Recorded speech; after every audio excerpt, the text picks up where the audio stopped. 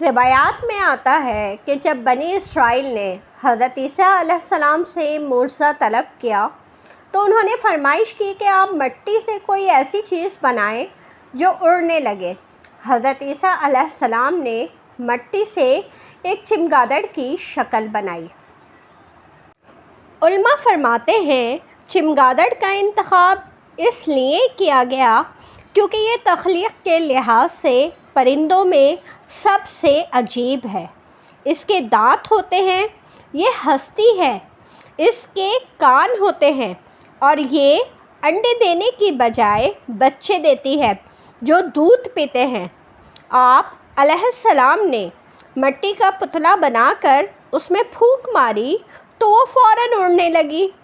کچھ مفسرین نے ایک دلچسپ نکتہ بیان کیا ہے کہ جب تک وہ پرندہ لوگوں کی نظر کے سامنے رہتا وہ اڑتا رہتا، لیکن جیسے ہی وہ لوگوں کی نظروں سے اوجھل ہوتا وہ دوبارہ مٹی بن کر گر جاتا۔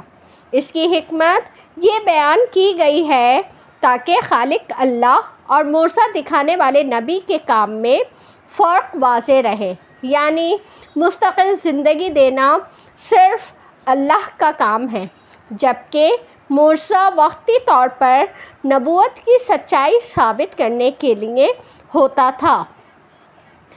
واقعات میں یہ بھی ملتا ہے کہ جب حضرت عیسیٰ علیہ السلام نے یہ معجزہ دکھایا تو ایمان لانے والوں نے تو اسے تسلیم کیا، لیکن ہٹ دھرم لوگوں نے اسے جادو قرار دیا۔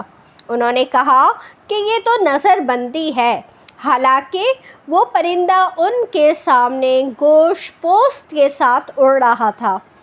اسی لیے قرآن پاک میں اللہ تعالیٰ نے بار بار یا اذنی میرے حکم سے کے الفاظ کہے تاکہ کوئی اسے جادو نہ سمجھے اور نہ ہی حضرت عیسیٰ علیہ السلام کو نعوذ باللہ خدا کا درجہ دے دے۔